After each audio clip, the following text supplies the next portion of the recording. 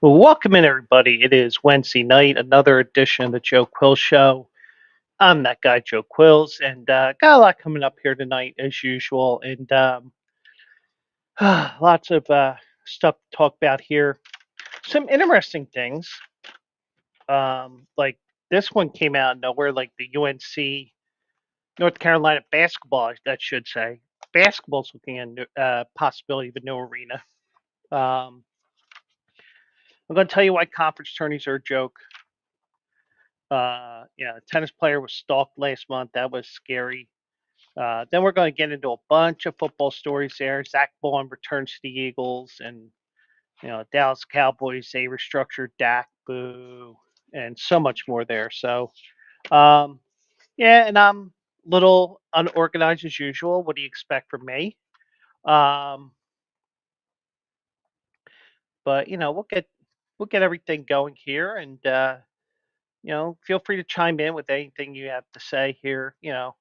I don't bite unless you're female and you like that stuff. So, yeah, feel free to chime in, and let's have some fun together here tonight on this Wednesday night as we get over our Hump Day and our Ash Wednesday.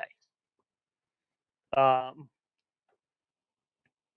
you know, didn't you know didn't partake in the eating of fish, but kind of things got a little off track early this morning, to say the least. So, anyways, got a lot to talk about here, and you know, lot that we're gonna do here over the next hour, hour and a half, 2 hours, and feel free to join it.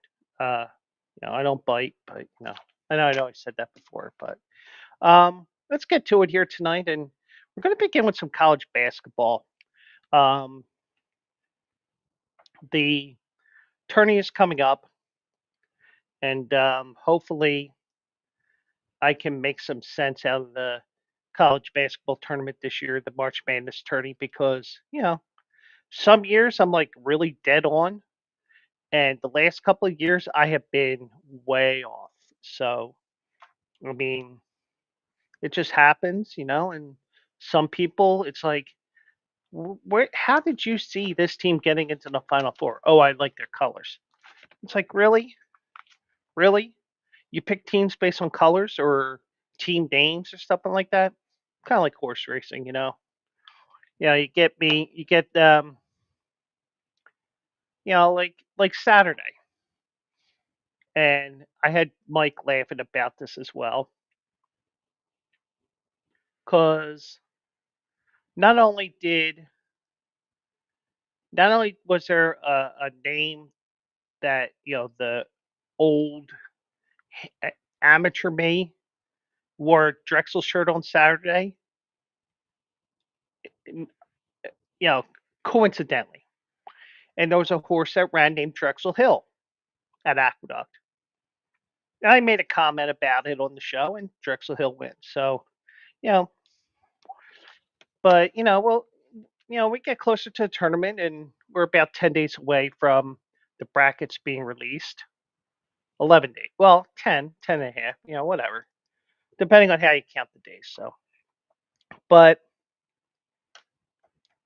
I saw this on Instagram today,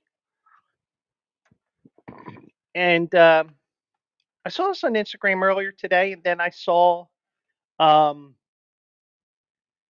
I googled it after I got done work this evening. And I was like, oh shit. Well, the University of North Carolina is considering. Now the key word is considering right now, because just like any arena or stadium, you have to have an initial plan. The Eagles apparently have that initial plan to build a dome stadium. How probably still 6, 7, 8 years away. But with the Eagles, you know, they have everything in the palm of their hand right now, because the Eagles just won the Super Bowl. Now, I think what's going to happen with the Eagles is Flyers build their arena wherever they're going to put it, and then I think the Eagles are going to end up at the Wells Fargo Center lot portion of the complex. So that's just me, but who knows? But um, so when I tell you how long it will be before this arena is ever completed, if it is completed, or even the whole process gets to the point where you start um, demolishing buildings for this building, it may be 6, 7, 8 years down the road. But they're considering a new basketball arena complex off campus to replace the Dean Smith Center, or the Dean Dome, as it's affectionately called. This is according to a report from Greg Barnes of Inside Carolina.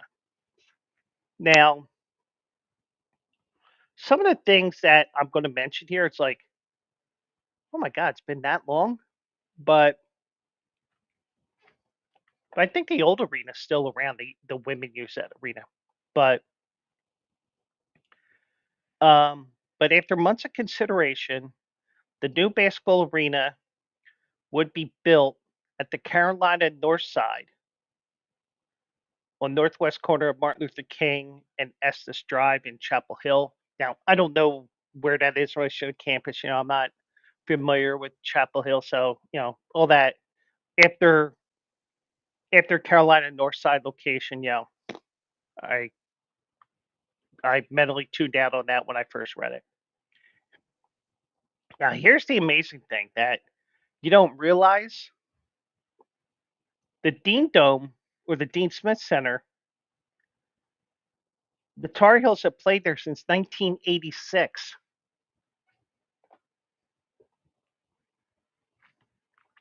They've expanded or renovated on multiple occasions, with the most recent renovation coming in 2018.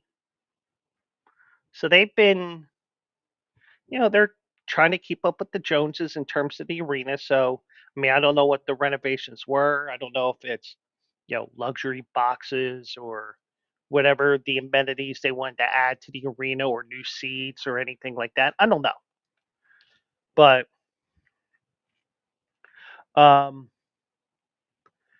but UNC Chancellor Lee Roberts discussed the benefits of off-campus location for a men's basketball complex in an interview with the Triangle Business Journal.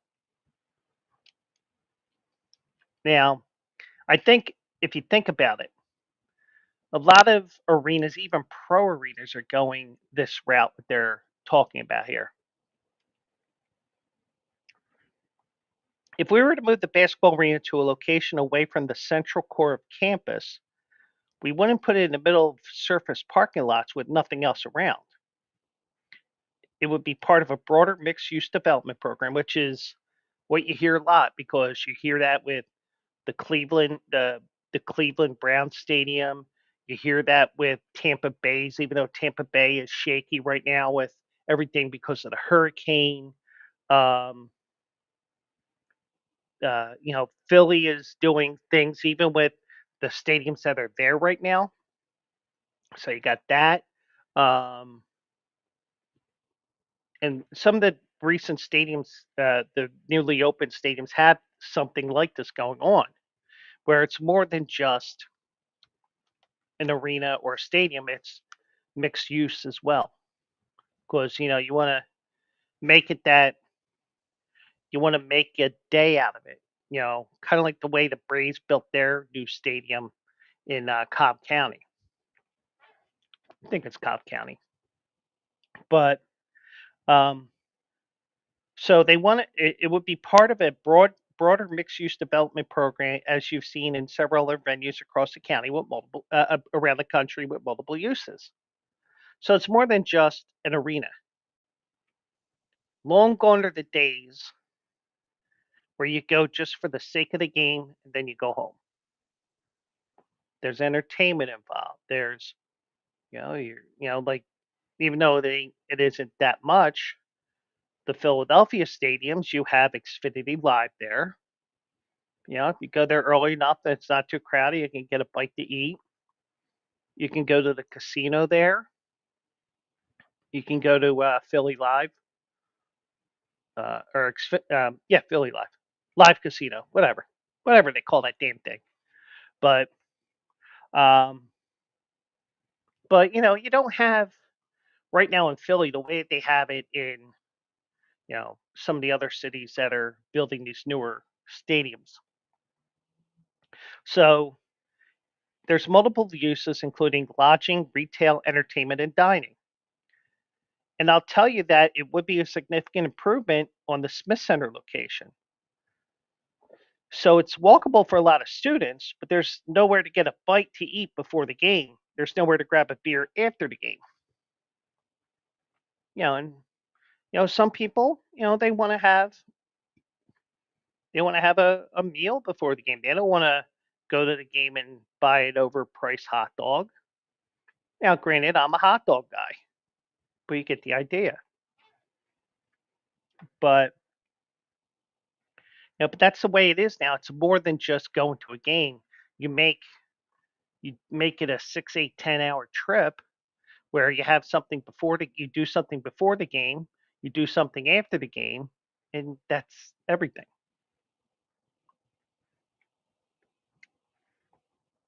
Now, the question is, what would happen to the land that the Dean Dome is on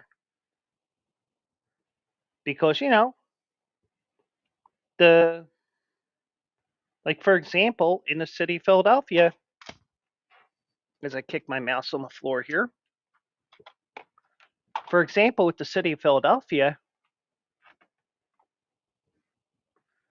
the Sixers and the Flyers are going to have a new arena. Who knew that the Flyers needed a new arena, but it was the only way that they could work it out with Shrek, the commissioner, Adam Silver. Um, so you could only it was the way to work it out so that they wouldn't build in Center City and have a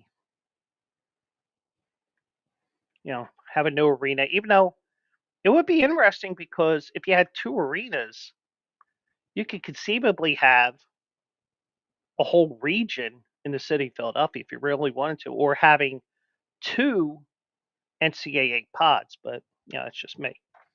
But I don't think they've said where this new arena is going to go. But the question is going to be what's going to happen with that land.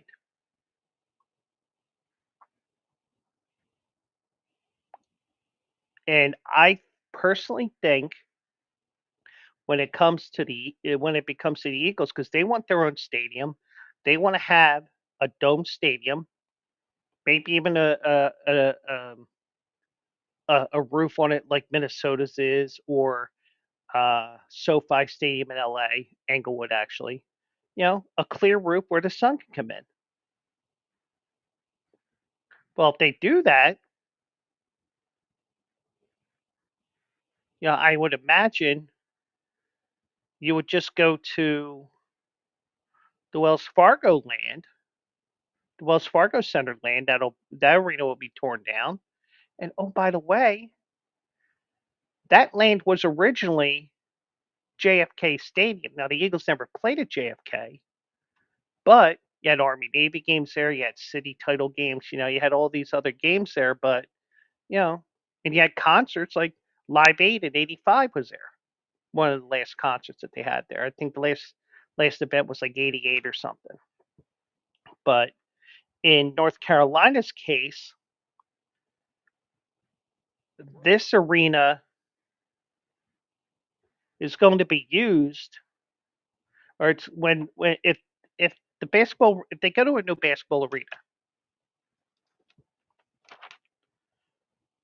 they would consider expanding North Carolina's hospital center to the area where the Dean Smith Center currently resides. So, there's something in it for the community if you think about it, at least the way I'm thinking about it, because medical and medicine is so important, and hospitals are so important and stuff like that. It's a perfect need.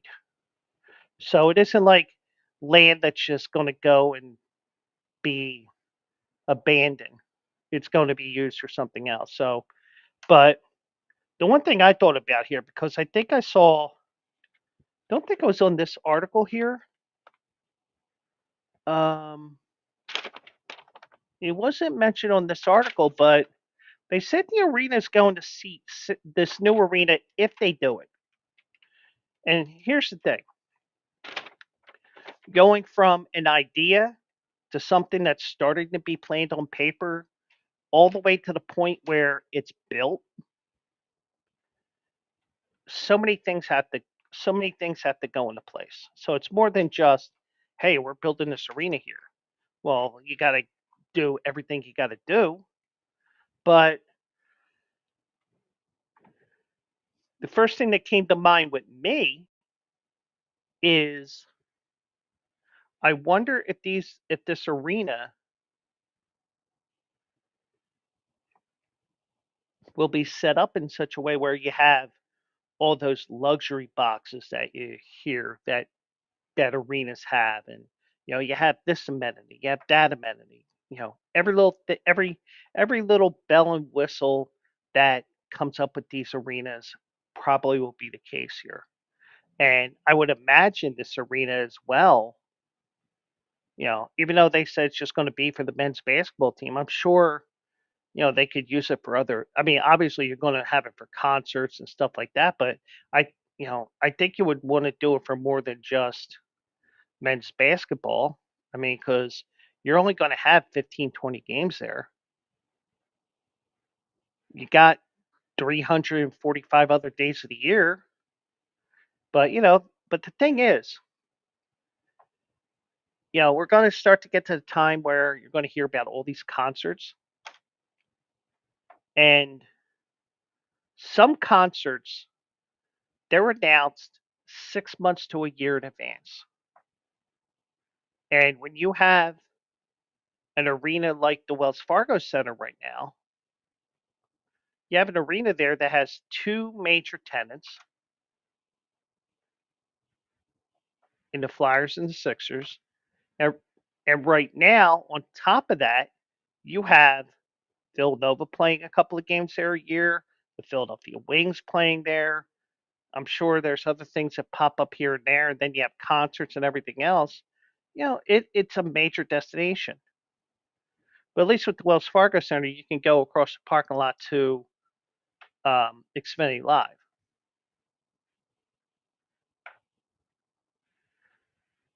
So, but this is the trend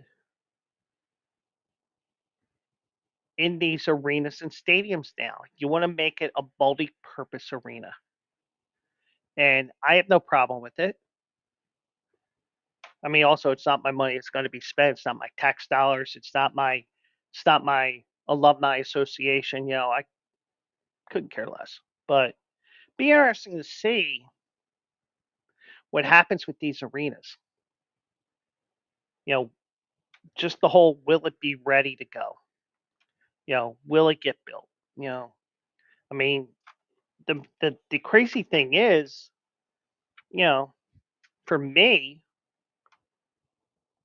having seen, you know, hearing the hoopla of the Dean Dome when it first opened up, I forgot it was almost. I forgot it was in 1986 that that place opened. 'Cause that place has been around for almost 40 years, and and every building, no matter how well you upkeep everything, it's still going to have its problems. You're going to have renovations. You're going to have to do repairs and all that. But you know, it's more than outlived its use if you think about it. But in some cases, it may be that you know I mean, I don't know how the Dean Dome is set up or, what amenities are there or anything like that, but I imagine you're going to have all the bells and whistles within the arena, and then you're going to have all the bells and whistles that all these arenas and stadiums want now with mixed use and all that. So, but that was an interesting thing here that they had. So, um, so they're going to try to build that stadium. Um, so interesting to see, and we'll see how long it'll take to build or if they do build it. But I mean, I would imagine the alumni association and and their donors and everything else. I'm sure, there goes the money. But that's just me. So now we are at the time of the year where we're starting to get conference championship action. Now I have to show you something here because I just think this setup is a flippin' joke.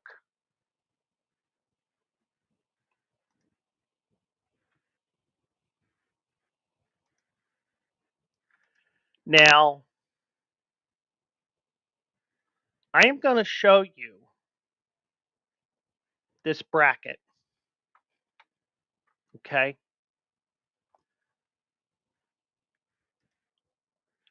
And this is the Sun Belt Conference.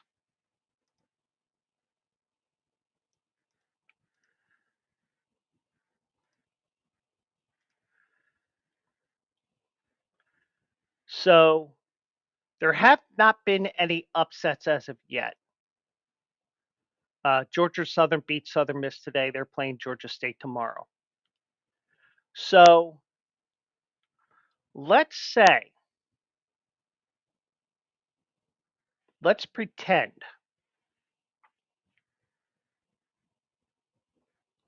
Coastal Carolina, or actually, let's say Southern Miss here. Let's say Southern Miss in Louisiana, they caught a hot streak.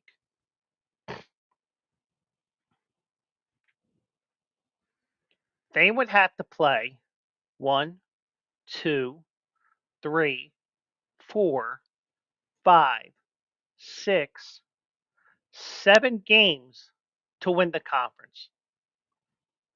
That would be 7 games in 7 days.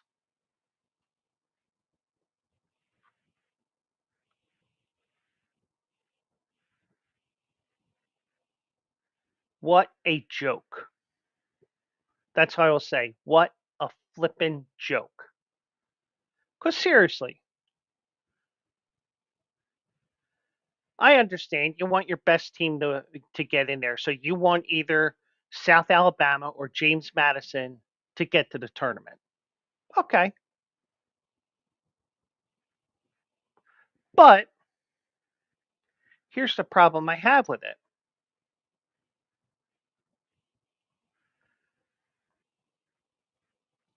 A lot of these conferences are going to tournaments like this where you have 6, 7, 8 different match. You got to play 7 games to get to the final. No, that's horrible. I mean, it's already hard enough that you have, you know, and I'm sure, even though it's 2 games, you're making this a 7-day commitment to the Pensacola Bay Center. Now, Pensacola Bay Center, they're probably saying, "Oh shit, we like this." Um,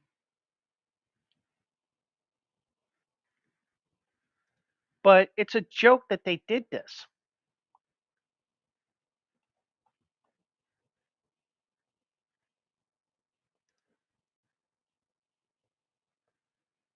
And the women is the same thing. Uh, they're playing at the same time. Um,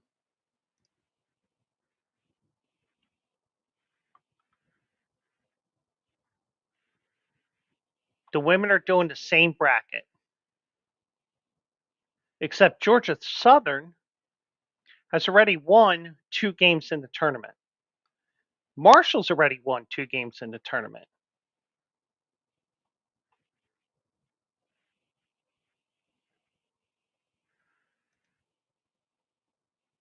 I'm surprised some of the players have not said it's ridiculous that we have to play 7 games.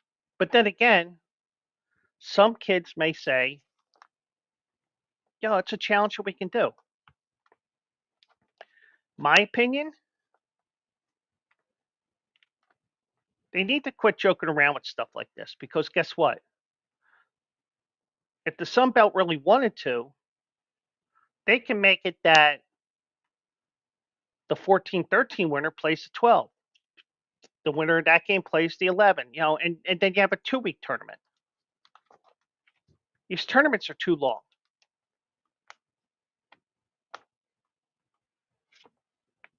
I miss the days where all the conferences would have a regular single elimination bracket.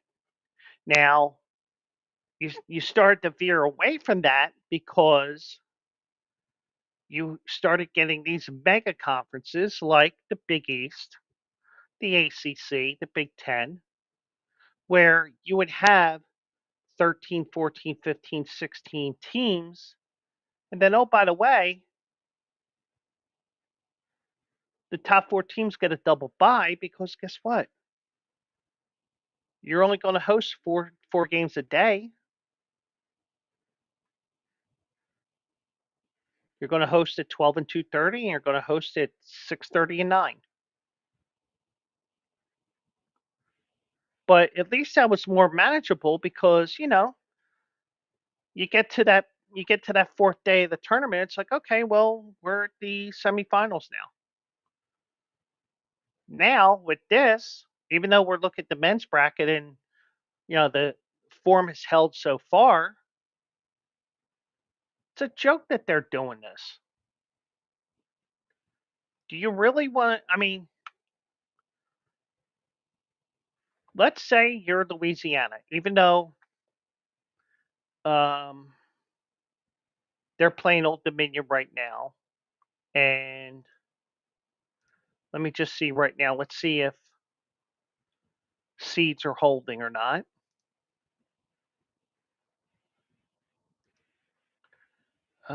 Sun Belt. Okay, so as of right now, Old Dominion leads by 2, 36-34.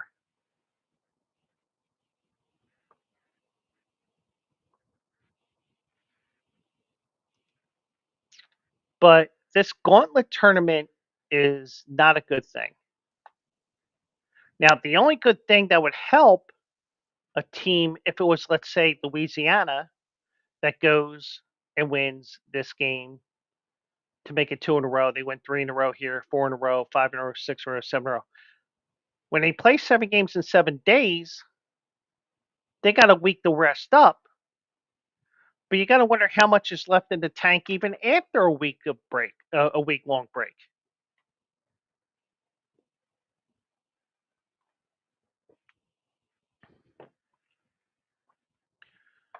But I imagine that this arena probably does not get much in the way of big time events. Now, for that part of the country, the Sun Belt is probably a big name. Is probably their biggest event of the year at that arena. But you, it, it's I don't know how this could be done. You know, I just think what they need to do, and of course, the NCAA will probably say, well, we're only worried about our national tournament, and we're having a hard enough time expanding our brackets to 66 or from 68 to 72. No, you need to go to 96. And you need to get rid of the NIT. But just to do something like this, you know, I really hope when you get to this point here where you have game 11 and 12 here, the semifinal round, I really hope both top seeds lose. Because what are they going to do now when they tried to protect them and they lost? Just ridiculous that you had this type of a setup. Just give me an old fashioned bracket, you know, one versus 16, 8 versus 9, 5 versus 12, 4 versus 13, like the regular NCAA tourney. Don't give me this have to win 7 matches to win the tourney. Stupid. Don't need to do stupid shit like that. But that's just me. And the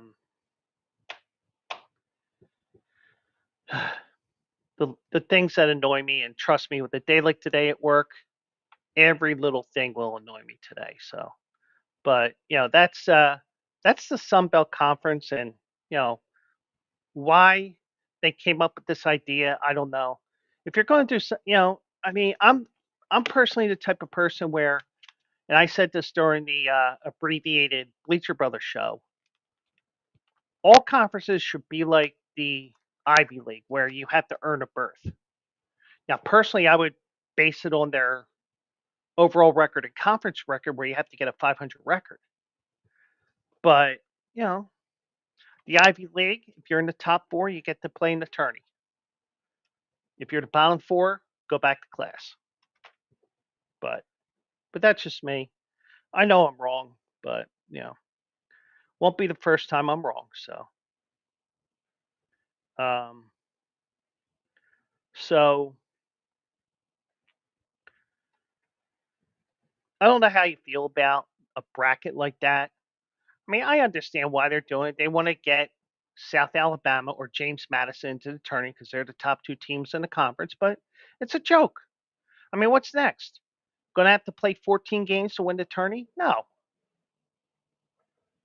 I mean, granted, you could argue that, hey, this guy, he's doing this and, they're playing basketball every day and all that. But, but the stress, I mean, it's more than the physical stress. It's also the mental stress that goes with it as well. So, but, you know, if you don't agree with me, that's fine. You know, I mean, it's just something that has caught my eye and I was hoping, some belt will wake up and say, this ain't a good idea. But, they want to do something like that and hey, so be it. Some hack streamer like me, my opinion means nothing to most people anyway. So I did see this the other day. Actually, I saw when this first happened a couple of weeks ago. And, you know, the word fan is short for the term fanatic. FANATIC.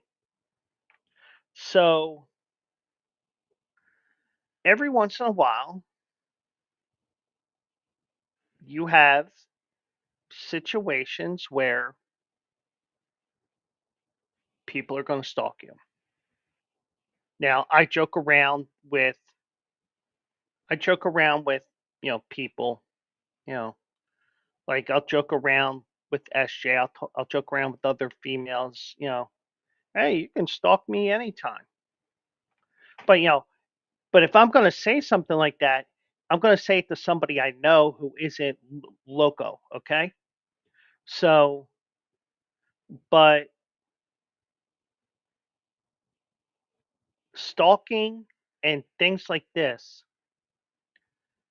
and other things that could be similar to this is exactly why, for example, the WNBA wants to have charter flights and all that stuff. That there's a reason why they do certain things. They want certain things. There's a reason for it. Now,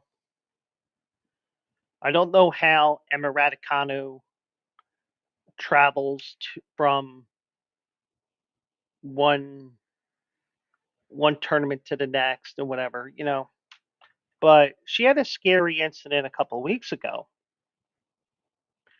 Um, she's a former U.S. Open champion. She said that she couldn't see the ball through the tears and could barely breathe after being targeted by a stalker during a match at the Dubai Tennis Championships last month. And, I mean, it's scary no matter where it is. I mean, it's even scary if you're being stalked at home. So, but, and I'm going to say this and probably it'll be twisted into something where, oh, Joe's talking like a stalker or a creeper or anything like that. Let's just say it the way it is. Emma Raducanu is an attractive woman. Oh, I said it. Hopefully, it's not a real creeper thing, but I know people will be like, "Oh, Joe's a creeper," whatever. But there's levels of creepiness and stalkerish tendencies and all that stuff. But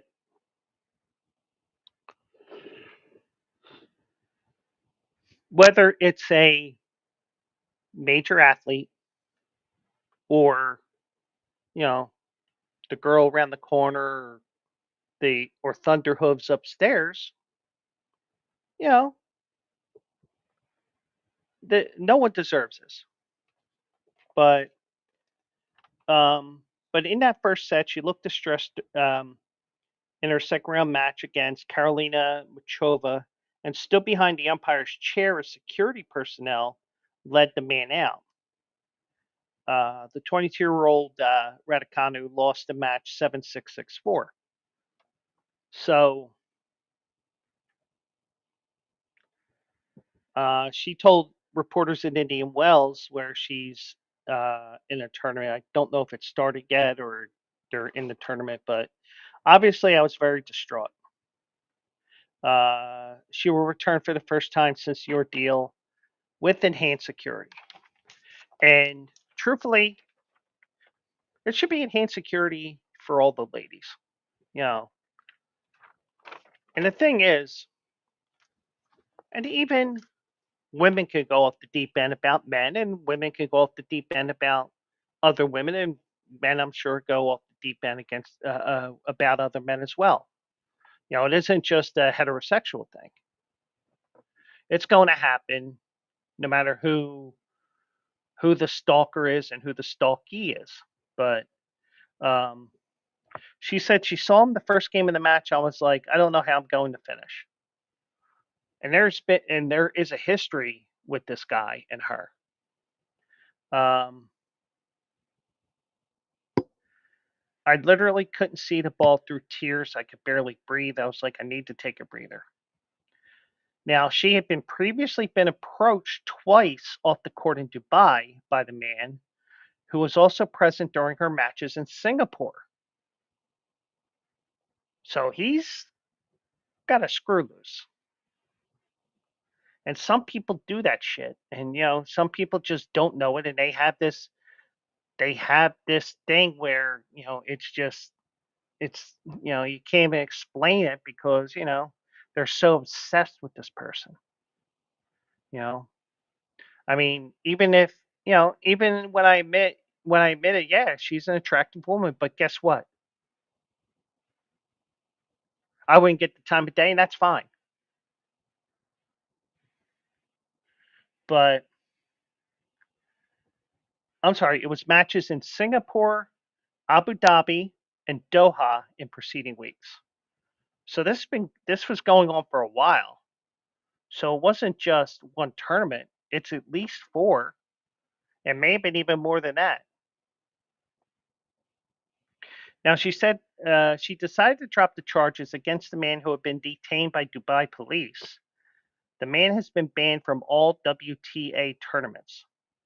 So, you know, the saying, fuck around, find out. Well, he's finding out he can't do these tournaments, but, you still, obviously, her own personal staff have to keep an eye out for every little thing because, I get the feeling that this is going to be something, he's probably going to be sending letters and, weird shit, because you see, I mean, now granted, we're talking about stalker movies and stuff like that. Some of it may be made worse than what they are, or maybe real life may be worse. But whatever it is, you know when you feel unsafe like that, you got to see how vulnerable any person would be, let alone Raducanu. um She said, after the match, I did break down in tears, but not necessarily because I lost. There was just so emotion in the last few weeks of the events happening, and I just needed that week off to take a breather and come here. I feel a lot better. And also knowing that that guy is banned from WTA events, but she's still going to be doing certain things. I'm sure. I'm sure there's still things going to go happen, and um, but she's dropped. She won the 2021 U.S. Open. Her ranking slipped to 55 in the world. They say due to form and fitness issues. I know she's been injured a couple of times, but yeah, this is not something. This is definitely something where you know I'm sure that they know ways of getting around security and stuff like that. And I'm sure there's going to be um, more than just some of the little things that they're saying here. But they're I mean that's a scary thing, and I don't wish that on my worst enemy, but it's and the thing is, you can plan for all kinds of things with security that you have at the event. There's always something goofy that's going to happen, and when it does happen, it's pretty scary, and don't wonder why she needed to take that week off. She's chasing points on the tour so that she can get her ranking up, make sure she can play the French Open and then Wimbledon, which is her home tournament for the most part, and then play the US Open and, make money. But guess what? Somebody's messing around with her now because she's doing all this stuff. But now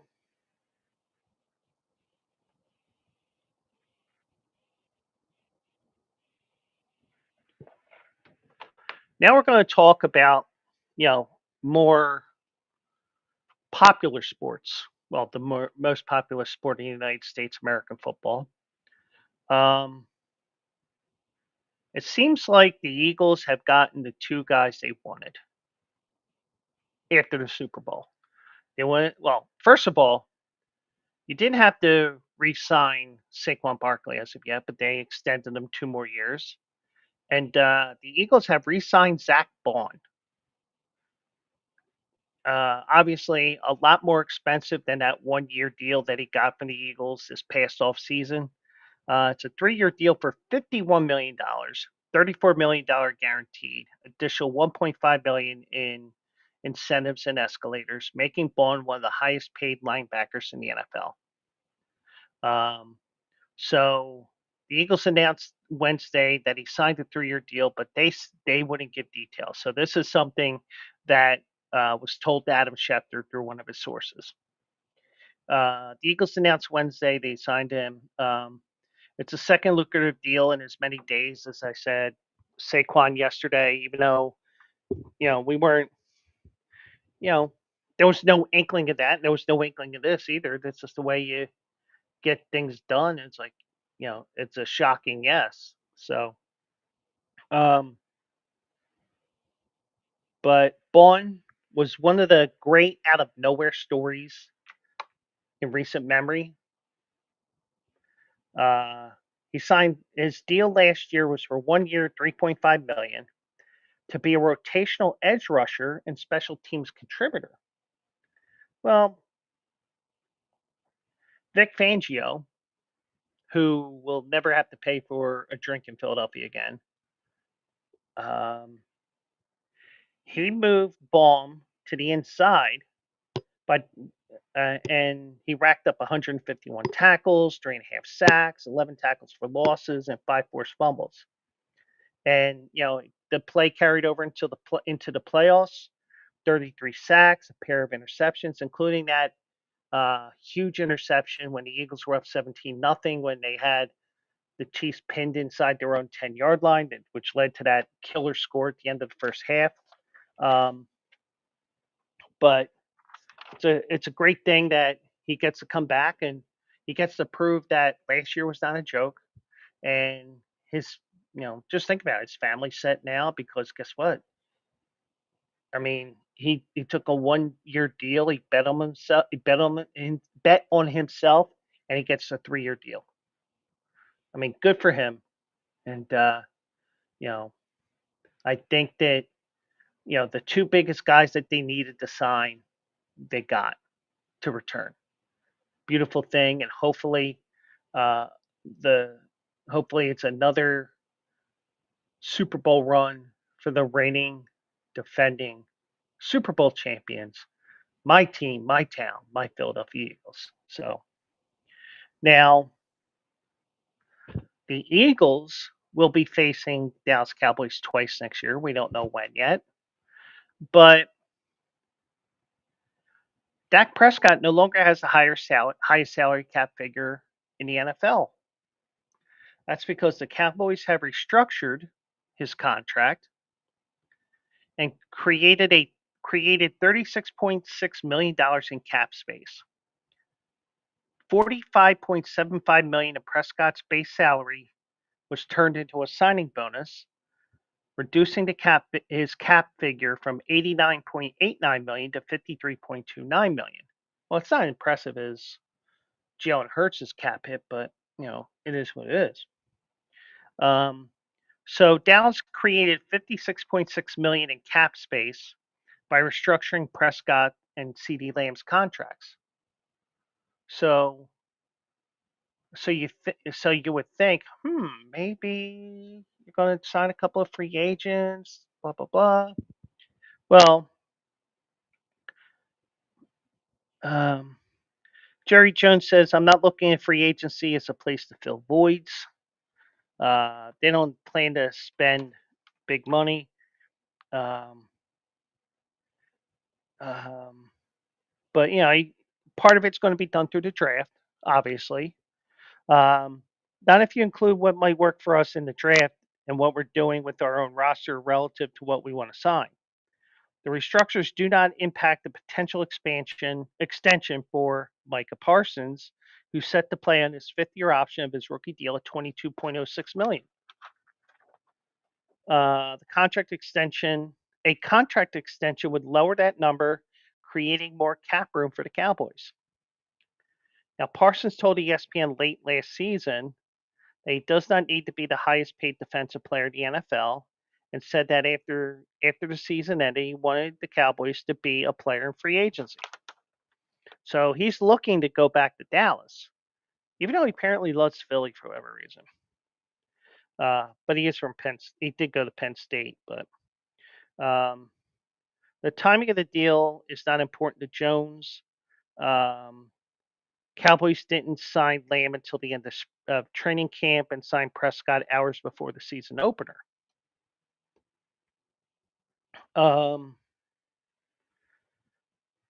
The Cowboys signed Parsons' running mate, defensive tackle Osa Odiguzua, to a 4-year, $80 million deal, $52 million guaranteed. That cap hit will be $6.25 million next season.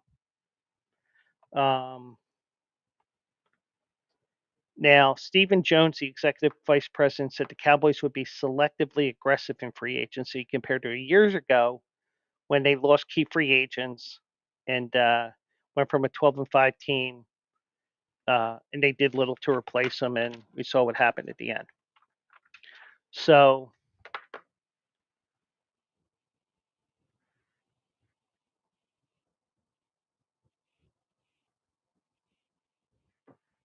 um, so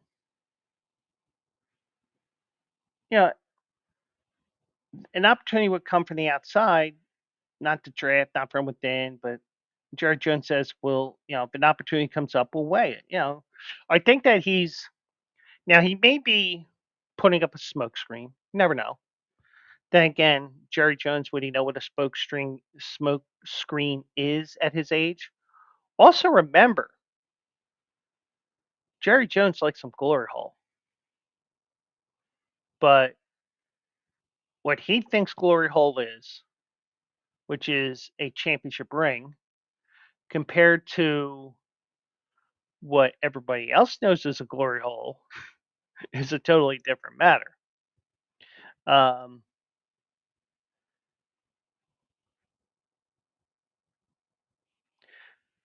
Last year we would have waited, but we'll look and see the opportunity to improve on the plan that basically both defensive and offense is to complement what we're wanting to do with the Dak-led team.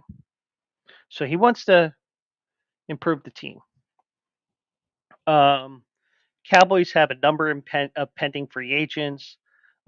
Jordan Lewis, the cornerback.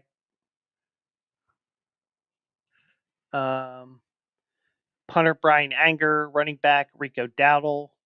The last year's leading tackler, linebacker Eric Kendricks, is set to be a free agent, as is DeMarcus Lawrence, the longtime defensive end. A couple players are retiring. Zach Martin. So if Lawrence leaves, and with the retirement of Zach Martin, Dak Prescott would become the longest tenured member of the Cowboys. But um, um,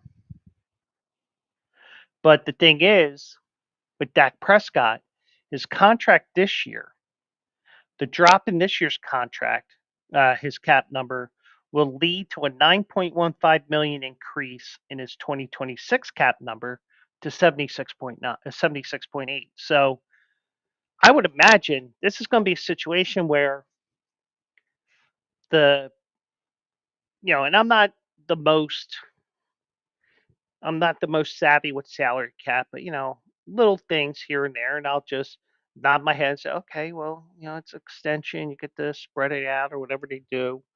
Um, but 3 for 107, but you're going to do that.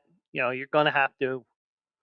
It's probably going to be a situation where you're this time of the year every year when when you approach that start of the new calendar year, they may have to adjust his contract every year and say, hey, we're going to turn this into a signing bonus, blah blah blah.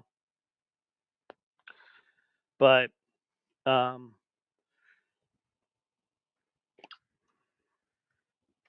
we'll see what happens with that, and hopefully Dallas ends up losing a bunch of games, and the Eagles win the division for the second year in a row for the first time in the division in like 20 years, and maybe we get another Lombardi Trophy, another parade. Howie Roseman getting hit in the head with another can of beer,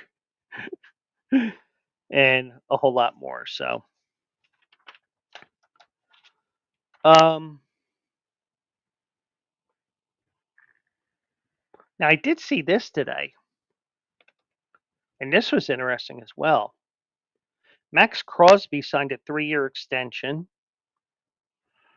106.5 billion. It is the largest contract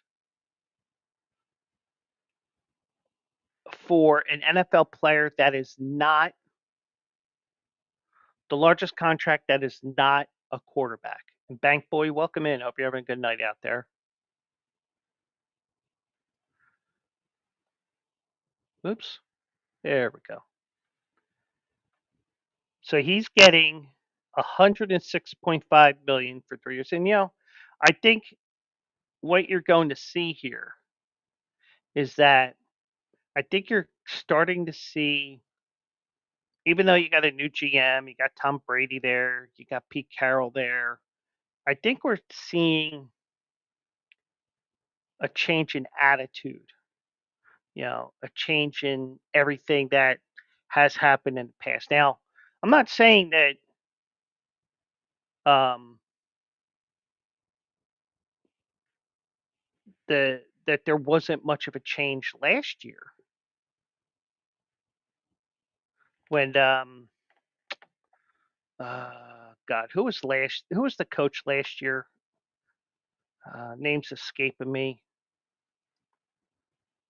Um,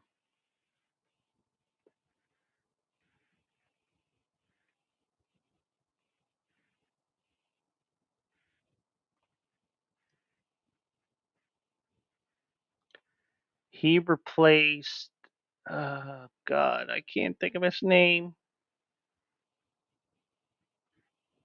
I know somebody probably just said it in chat. I'm looking on my own here. Um, Antonio Pierce. So I'm sure you could say, hey, we got a new attitude. We're going to be winning and blah, blah, blah. Those things happen. But I think when you have Pete Carroll, who's been a winner almost everywhere he's been, and you got Tom Brady there, who's allegedly the GOAT, and you got Spy Tech, who's the new GM, and I gotta wonder about this guy because it's Spy Tech. Sounds like something that they may do something nefarious, but just playing on words. But um, so $91.5 million of this contract is guaranteed, and Crosby will be under contract until the 2029 season. And the one thing is, so 35.5 million per year.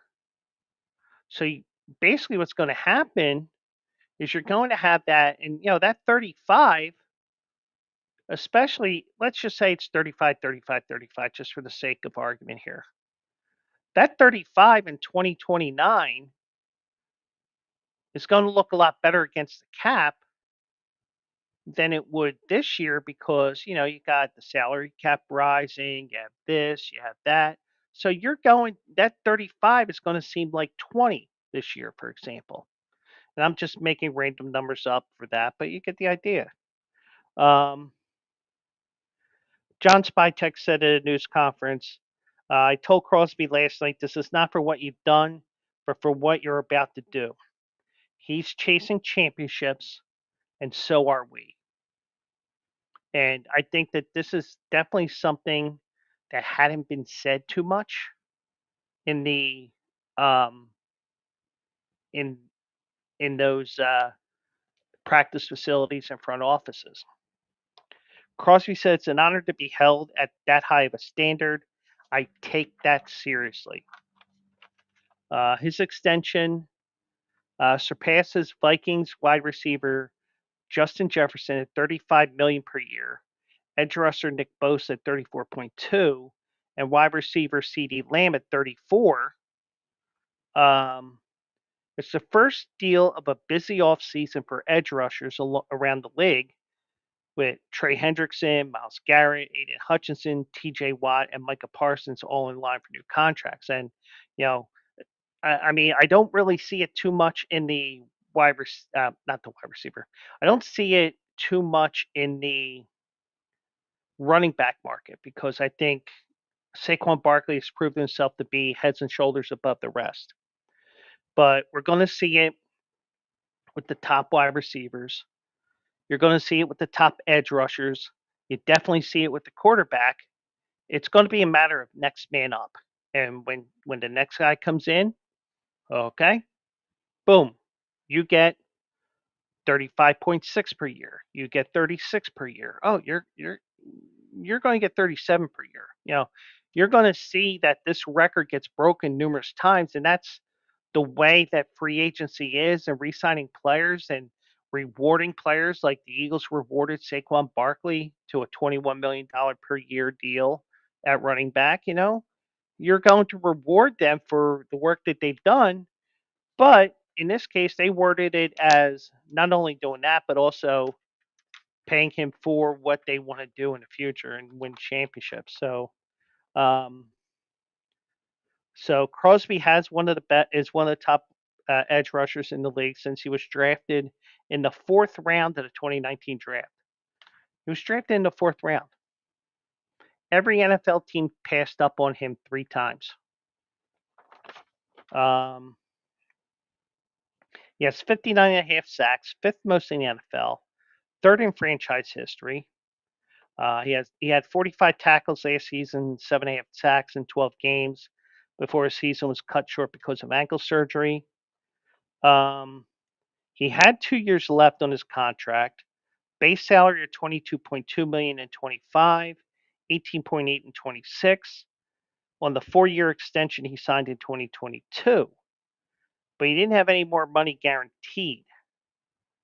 So the last offseason, the Crosby was given a $6 million raise ahead of the 2024 campaign, while moving 1.2 million from his 2026 salary into 25.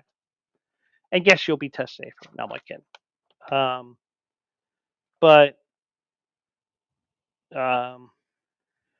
Crosby said, I'm extremely excited and motivated. He also said he's getting close to being back to normal with the surgery, and he's currently running on treadmills.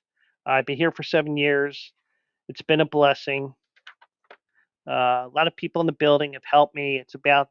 I'm about to be 5 years sober in a week, and without that, I wouldn't be here. And congrats to him on being sober for 5 years.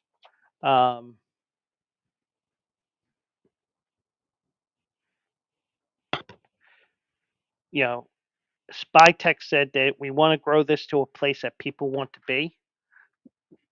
And that's the thing. You have to, you know, I mean, just think about it. You want to grow it. You want to grow the the your um your culture, because guess what?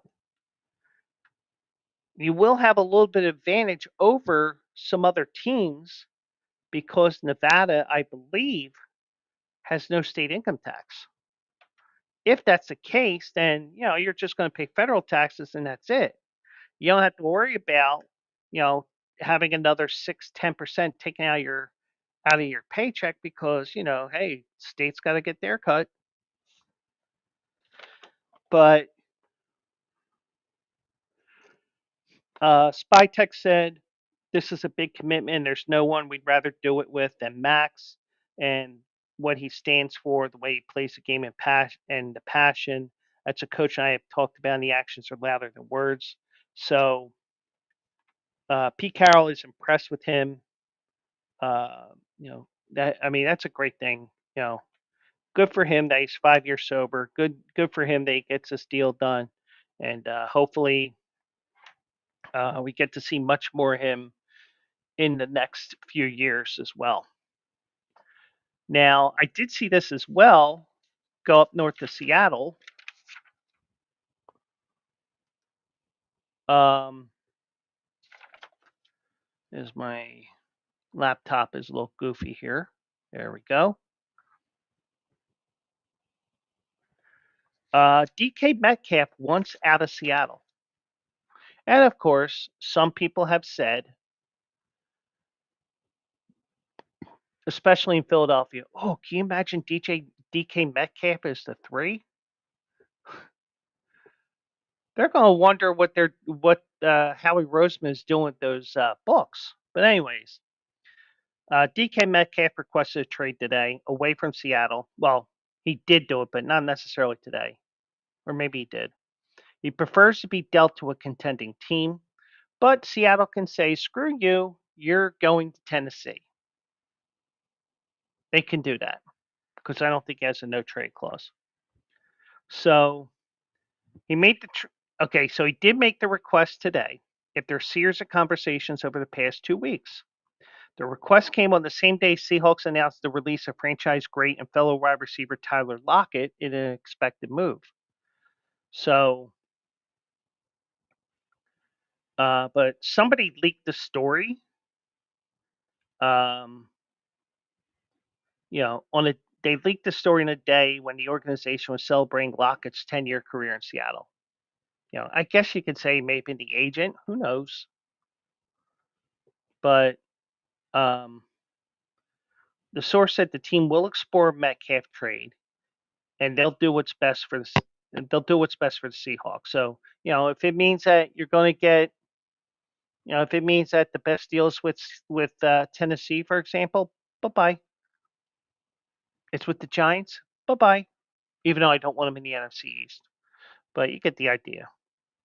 But Metcalf's agent did not respond to a request for comment from ESPN. Um, but the team had been in trade discussions with Metcalf in the past couple of weeks, but it's not clear if they were actively shopping the receiver or just merely listening to trade offers. Like the one thing you hear a couple times uh, during the NBA trade line is, you know, Golden State, for example, say, "Hey, is LeBron available for trade?" Nope. Okay, bye. Sometimes it's like, "Hey, is this guy available for trade?" Nope. Okay, goodbye. So Metcalf's seeking a new deal. He enters the final year of a 3-year, $72 million extension he signed in 22. Surprise. He's set to make a little over 18 million this year, upcoming season. Trading him before June 1st would clear nearly 10.9 million in salary cap space, but would force the Seahawks to take on $21 million in dead money for the season. So there's times where it's going to help and hurt you. But you know,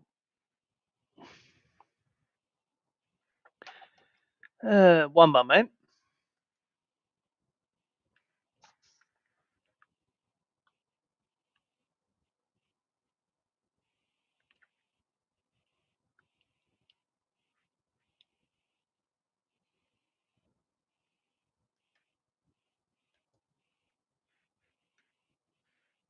Mm, mm, mm, mm, mm.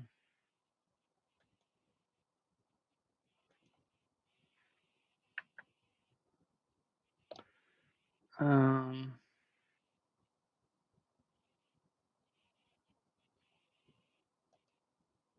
there it is.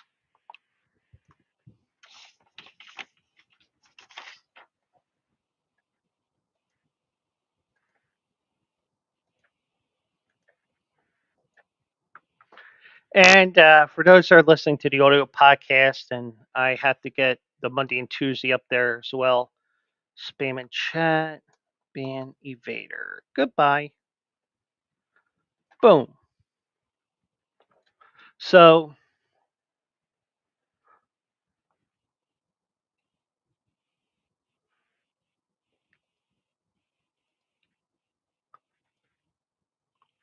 so he's been banned, blocked, all that stuff. So there you go. There you see it. Boom. Don't do that in my chat. Don't do that on Bleacher Brothers chat either. I will get you there too. But Metcalf is going to. It's probably going to get traded. Um, so he's coming off of a 66 catch, 992-yard, 5 touchdown season. He missed 2 games with a knee injury. Um, John Schneider brushed off the question about the receiver situation to scouting combine. Mike McDonald had talked publicly about Metcalf being a focal point for Seattle's offense, reiterating at the combine that they had to get him more involved after he finished last season with 108 targets in 15 games. But looks like he's probably going to get traded. So, but that's this time of the year where you're going to hear everybody, rumored to be traded or wants a new contract or wants this or want that. These things happen all the time. So, but um, let me see here. Anything else that came up over the last hour? Um, Joey Bosa of the Chargers has been released. Um, this is breaking news within the last 10 minutes, so let me give the alert here. Joey Bosa has been released. He was with the Chargers since 2016. They selected him with the number 3 pick in the draft, and there's going to be more to the story later on. Uh, so, and I see Jason Kidd said uh, the ACL tear that Kyrie Irving had was a freak injury. Um, you know, he's saying it doesn't have anything to do with increased playing time and injury. That's the thing here. The NBA players are so pampered. Oh, we got load management tonight. He can't play because he can't play back to backs. We don't want him to play back to backs. Little stuff like that, which really annoys me with a lot of the um, NBA stuff now. It's like, oh yeah, well we're purposely not playing him because we don't want him playing there. But so so that was a recent story there, and um,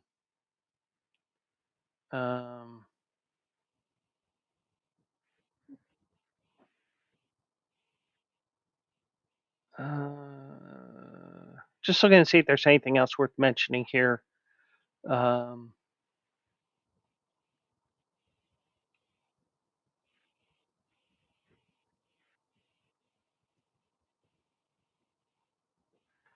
okay, okay. So just a reminder: Saturday morning, 10 o'clock. Also eligible this week. We're going to be looking at Tampa Bay Downs. They have the race of the weekend with the Tampa Bay Derby. 7 horses will be going in that race. Um, and they have a few different stakes races. So I think on Saturday we'll go specifically with the stakes races on Saturday. Hopefully I can get out of this funk that I'm in because I am still not hitting. Um, I'm just scrolling over the card here for Saturday real quick. Um, you got the Challenger in race 5. You got a maiden race, race 6. The Columbia Stakes in race 7. An allowance race. The Hillsborough in race 9. The Florida Oaks in race 10, which is an Oaks Kentucky Derby Oaks race. Tampa Bay Derby race 11. And then you have a maiden race in race 12. So you get a little disjointed with the you get disjointed with some of the races here because me personally, I would love to see um, 7, 8, 9, 10, 11 for the stakes races. But we'll look at those 5 races on Saturday, beginning at 10 a.m. Eastern. And it is another Saturday where I do not have to work. So, we may go over. We may go an hour and 15 like we did last week, and we'll see what happens. So what I'm going to do is those that are watching on Twitch, and this is why you should go to Twitch because we can do things like this. Um, we're going to rate out, and we're going to rate out the Action Lab Sports. So even if you're watching on X, you're watching on YouTube. Oh God, look who it is. I, we can continue to talk. We can continue to talk. I just plowed right through the stories. It's good to have you here. And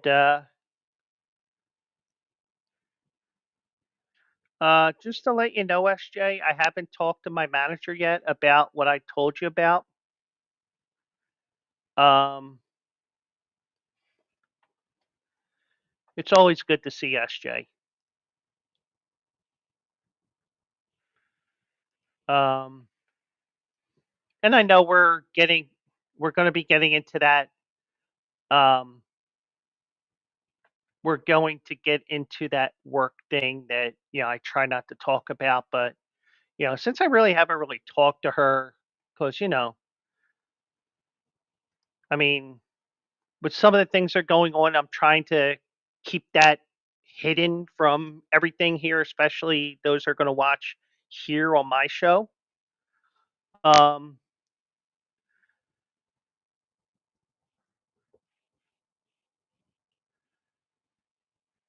Now, I mean, in a way, some of the things that were presented to us by the union may have been a little bit different than what the company presented. So the safety nets, I had them extended. The lack of safety nets was I had that extended too far. Um, so the only thing is, if I tell the manager I'm interested, the training starts on March 17th.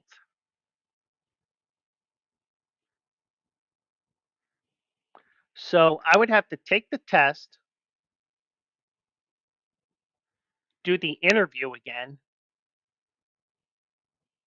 because they want to see how you are mentally, and if you had this problem, how do you resolve it? And you know, I I I just start singing "Ice Ice Baby, Too Cold, Too Cold."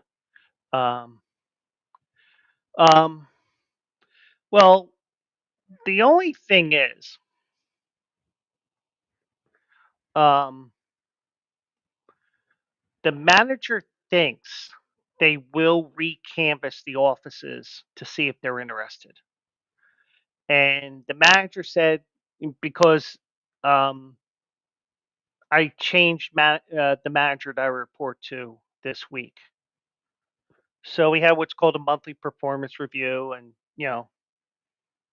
and I'm apologizing to her because I'm saying, I'm telling her like the background of like because the manager mentioned my podcast and stuff like that, and the one thing I said was, um, I do this. This is my hobby and stuff like that, and I probably shouldn't say the word hobby to SJ, but I have a new manager, so she's got to learn these people, and she knows absolutely nothing about me because when she was covering our office a couple of years ago, well, the one thing is 99% of the stuff I say I work it redacted on here. So I don't necessarily say I work at AT&T. I don't work at AT&T, but hey, if that's a diversion to these, maybe that's what I need to do. Maybe I need to say, hey, I work at AT&T. I work at T-Mobile. I work here. I work there. So if they call T-Mobile, like we don't have anybody with this ugly look or this dopey face. But the thing is, even even if I never mention my employer's name, even if even if I never mention the employer's name or anything like that, they're still gonna find you. Look at the guy who told that female Green Bay fan from Western Pennsylvania. Uh, he was saying that he wants to see her next Tuesday. But you know, I just think you know, I mean, I'm just looking at the calendar and it's like, how am I going to get all this stuff in 9 days? On top of that, I have a day off next Wednesday that I need off. I mean, it's non-negotiable. Because I never told you about my eye test last month.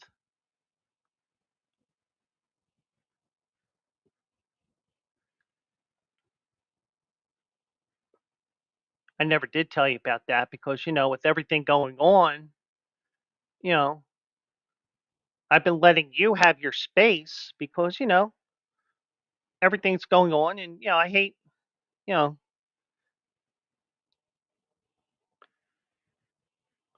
and it's not that I'm not thinking about you. And no, I'm not thinking about you in that way. I'm not a pervert. Get your mind out of the gutter. Oh, wait, get my mind out of the gutter. But,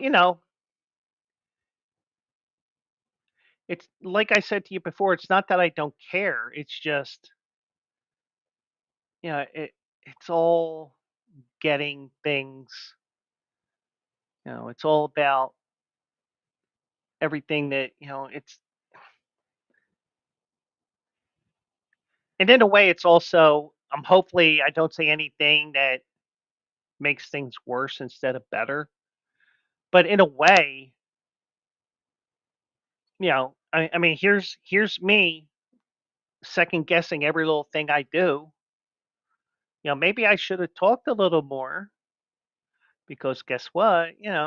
I could learn about this stuff, because, you know, what if it's something that happens to me? I mean, in your case, you have somebody there that something ain't right here, blah, blah, blah, get me to the hospital. Me, I got nothing. I got no one. I mean, I literally got no one.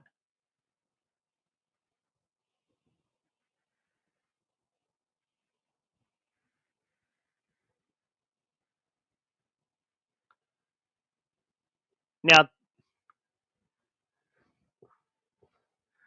now, now, did she quote the 80s and 90s rap and she told you that 911 is a joke?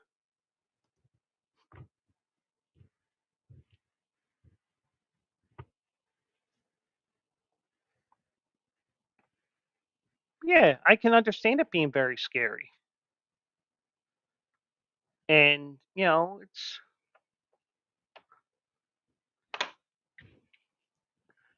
I don't wish, I don't wish that on my worst enemy. And trust me, I've had a few enemies in my time.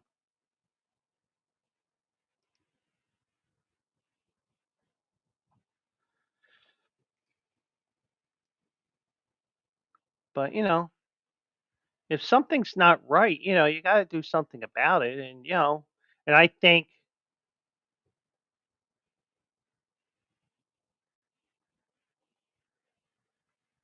yeah,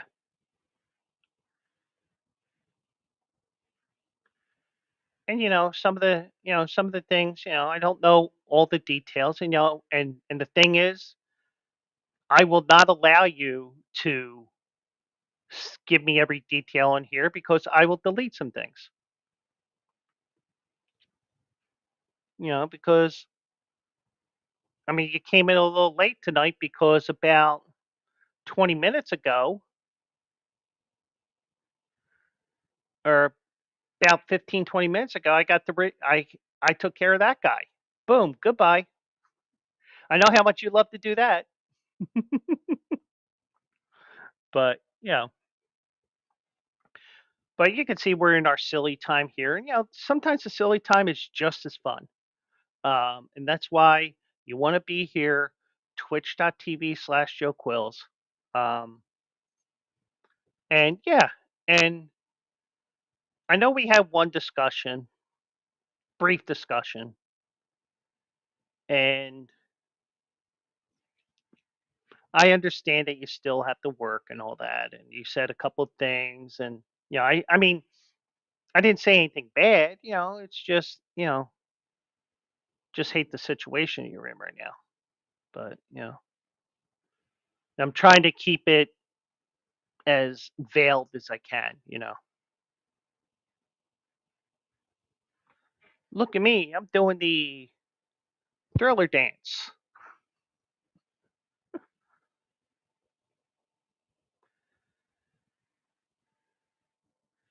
Well, last week I was told that I had to be on camera for an office meeting, because usually we would just go on to the program that we use, whatever program it is, but it's our equivalent of Zoom or whatever. And my hair was all over the place, literally. And I even posted it. I said, "Sh- I should go on I should go on camera like this." But thankfully I didn't, because it wasn't only my old manager, it was the two other managers that were his level and the manager above them.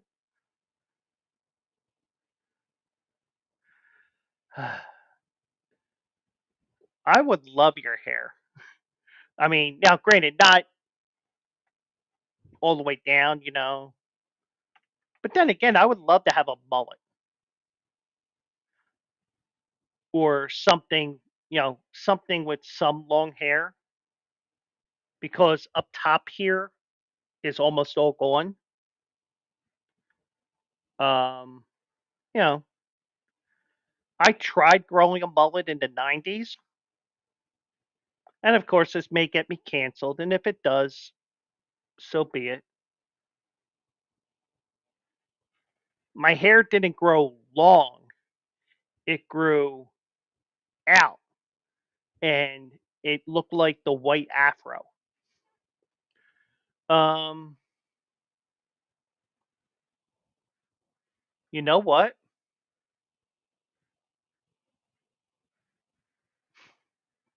Do you want to shave it?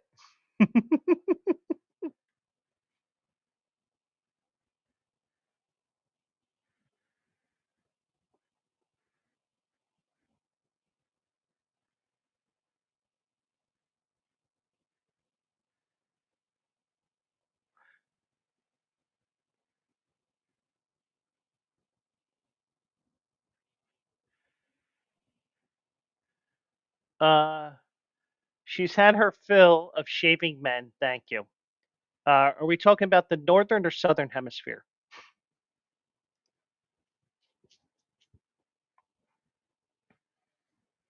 The neck, the back. Okay. See, I was thinking north and south. She was talking about east and west. All of it.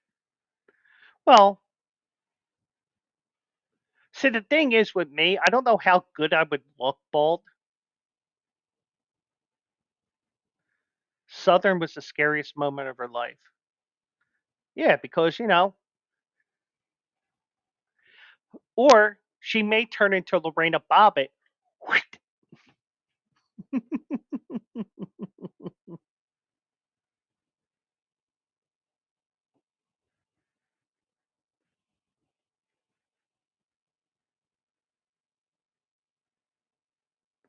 You know, can you imagine being the car behind Lorena Bobbitt when she threw it out of the car? Hey, check the dick out on that bug.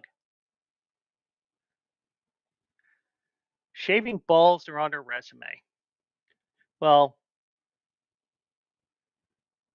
I can tell you one thing. I can tell you one thing. You won't, I will tell you one thing.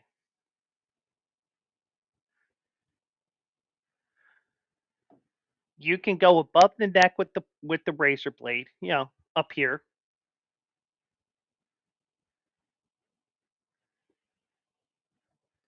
I'll take care of it down there for myself. I won't do that to you. I'm not that sadistic or evil.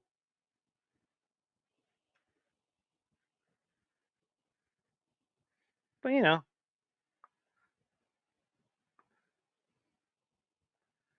but can you imagine being John Wayne Bobbitt? Hey, why are you here?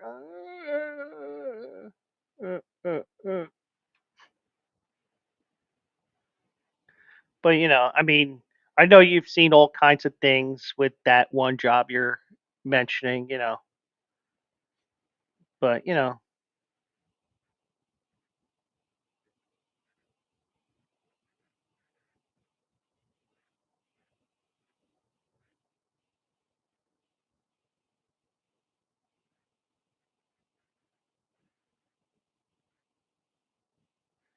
yeah, she saw it all.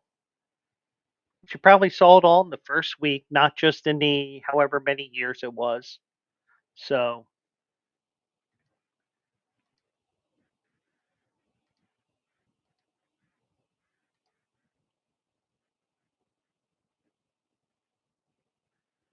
up Ovechkin scored another goal tonight. He's now 9 behind Gretzky with 885 career goals.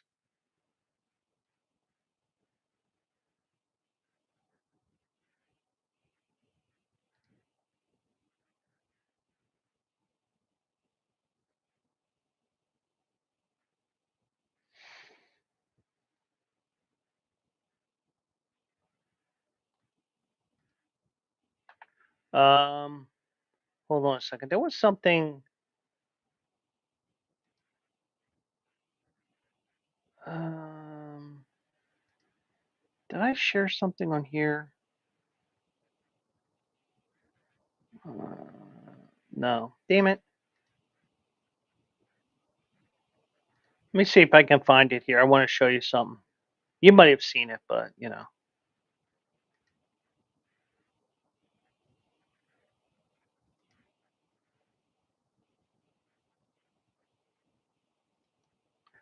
Um,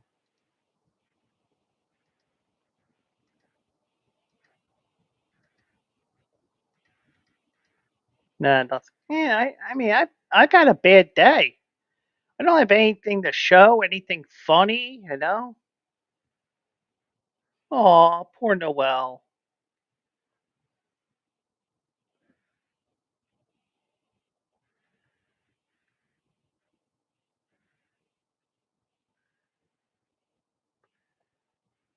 And um, I'm sure Gracie is just sitting there doing whatever.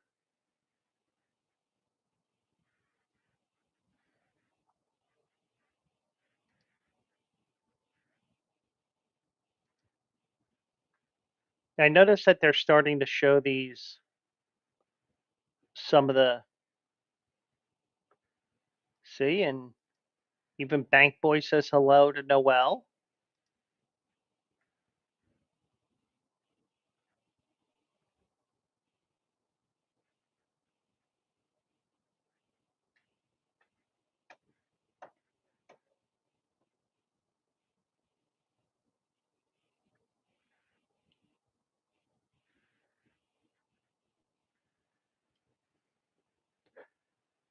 What happens if I get released? Will you sign me up? Probably not. Pork chop, welcome in. Yeah, the main portion of the show.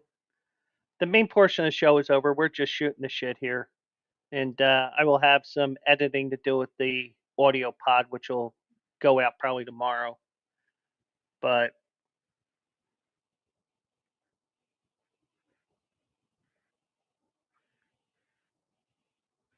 and I haven't found my Philadelphia Union shirt either. Pork chop's a big soccer guy. Yeah, I know. Yeah, you're late, but I don't hold it against you because I know you're on the West Coast. Us East Coasters,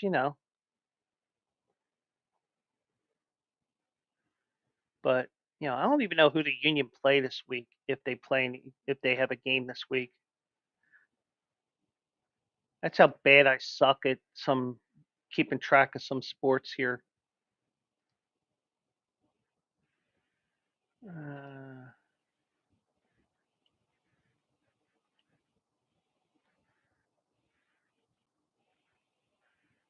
okay, so the Union is at the Revolution on Saturday, and then the following Sunday they're at home to Nashville.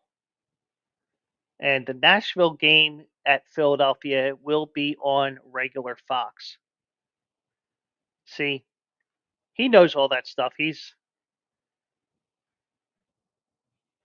knows all that stuff.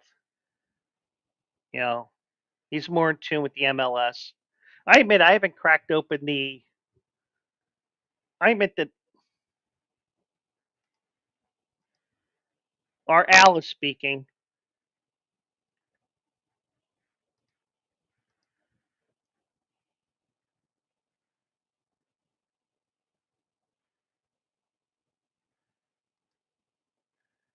Oh,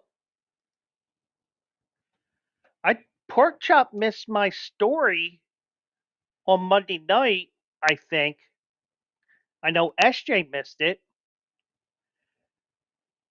There was a soccer match in Germany,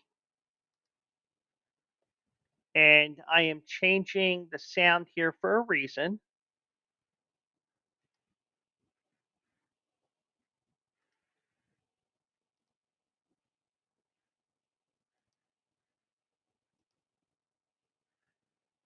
There was a match in Germany, and just to show how far down this was in the ladder of the German league, the German promotion relegation ladder, it was so low, it was at SJ's feet.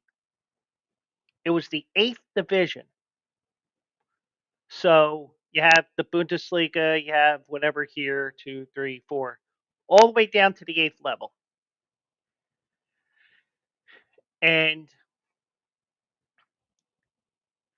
they had a kid, or they were warming up. And what they do is because, you're that far from being in the Bundesliga that, the referee has to go around and make sure that the players are who they say they are, because you may sneak in a guy from the 5th level, or whatever, something like that. So, so they're warming up for the game and he's checking IDs and this kid starts coming up to him. So he's checking, kid gets closer, kid gets closer, kid gets closer. And then the kid bites him right in the left testicle. Oh, my balls! You said Balls. Yep, he got bit in his left ball. Oh, my balls! You said balls.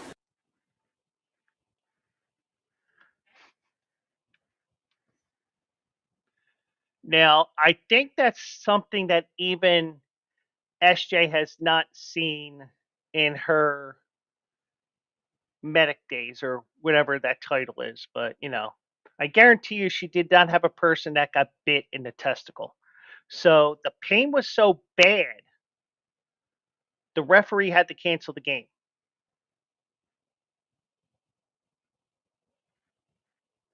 So, yeah.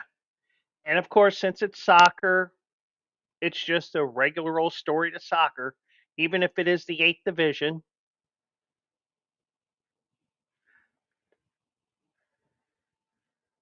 Well, here's the thing, it was a little kid.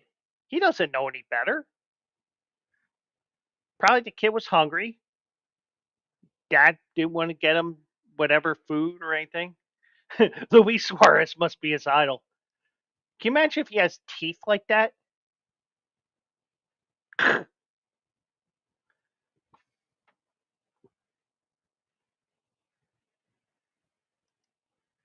Luis Suarez was with one of the players for FC Taxi. Um, they're warming up for the game, and the kid was warming up with them, doing the same routine, and then the little kid walked up to the referee and bit him.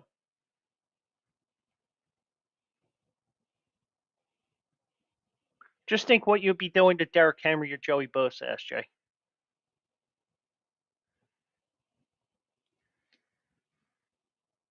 How does that happen? Well, you see, you get this real little kid, and you get this real tall guy, or you get SJ, and you get somebody about 7'4", and then you know somebody says, you know, somebody goes up to SJ, or SJ goes up to the guy, goes up to the guy. You know, it may be whoever from the Celtics or whatever, but bites down. But yeah, that's what happened, and the way that the story read on there at the end, and the guy had a sense of humor who wrote the article that I was using on Monday night. I shit you not, and you can look at Monday night's video, even if you have to go over to YouTube for it. Um, they said they're unsure if he has the balls to referee that match again, the makeup match.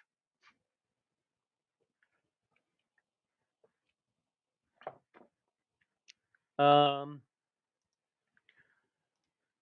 George, Germany, German soccer testicle.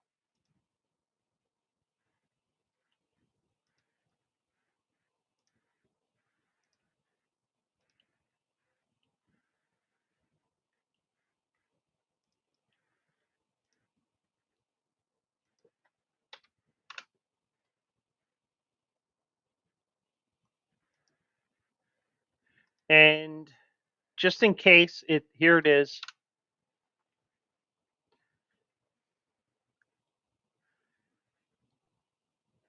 And I don't know why, but it doesn't show up on. It doesn't show up in the chat.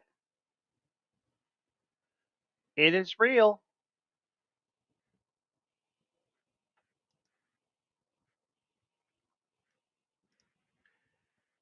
because it is on the New York Post. It's on People.com. It's on the site Sports Talk. It is all over the place.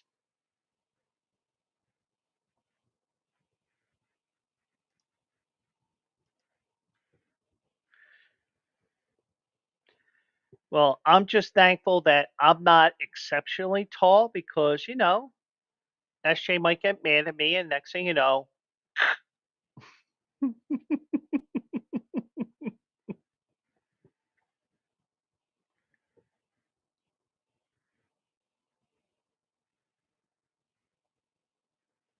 but I don't know why this is, but when you do colon slash slash, in the HTTPS, for some reason,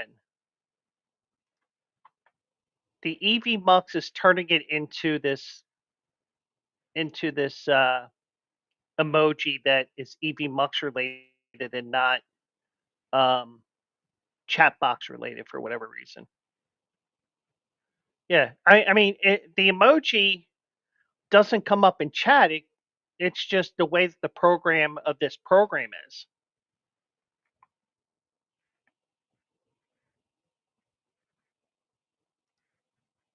The frown emoji. It almost looks like the a frown of a dead frown of a dead person. But yeah, but that's some weird shit that happened, and and the one thing I said Monday night to Mike was, I'm not necessarily looking to do that segment, the stupid shit that I saw segment. It's not something I want to do every day. It's just that I want to do it in such a way that, you know, if I announce, hey, I got a stupid shit that I saw story tonight, it's like, oh, this ought to be good. I mean, a couple of weeks ago, I had a wolf in Chicago hiding in the produce section of Aldi. Um, you know, I had all kinds of strange stuff, but I don't. It's not something I bring up every day, and it's just something that I find little by little on the internet. It's like, oh, let me just make sure this is real. But, um,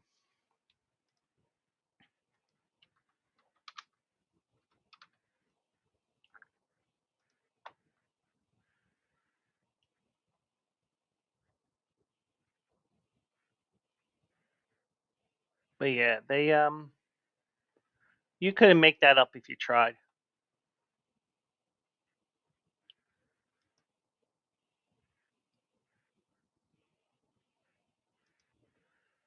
Um,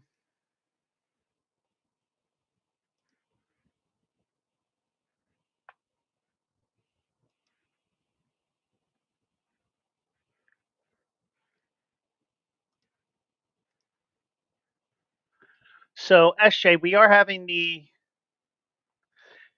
we're pretty sure we're going to have our bracket challenge this year.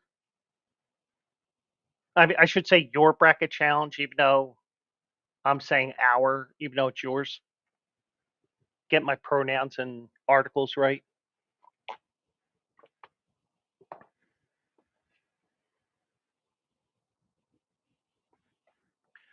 Yeah, I'll set it up this weekend. Um, okay. And when I win, just to let you know, if I win, SJ, I want you. Well, I can't do it. All right, never mind. I was just going to say I want you to bring it down here for me.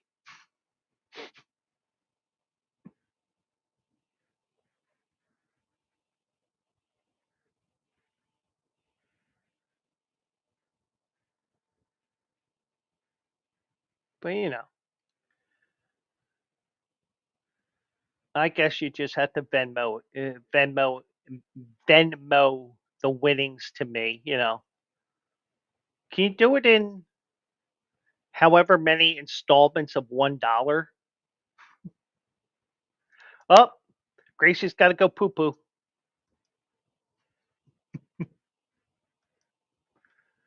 Okay, so what I'm going to do is I'm going to stay live here on Twitch. What I'm going to do is for Bleacher Brothers X, the In the Bleachers YouTube, and my YouTube. I'm going to cut that off for the night. So thank you to those on those channels for watching. We're still going to be live on Twitch. So head on over to twitch.tv/Joe Quills, and we're going to have more fun here. So, so I do appreciate everybody on X and on YouTube tonight. And think of tonight as our first Pat McAfee type show where, um, where they had the show for the first 2 hours on ESPN, ESPN Plus, ESPN 8 The Ocho, YouTube, and God knows wherever else they go to. And then at 2 o'clock, they just go to ESPN Plus and YouTube. So think of it like that. So, so we're going to continue on YouTube, and those that are watching on Twitch, not on Twitch, that's where I want you to go to, on YouTube and both my YouTube and the In the Bleachers YouTube, and also the Bleacher Brothers X. I'm going to shut them down one by one. We're still going to be live on Twitch, twitch.tv/Joe Quills. So, so I appreciate you guys watching, and we'll continue on Twitch.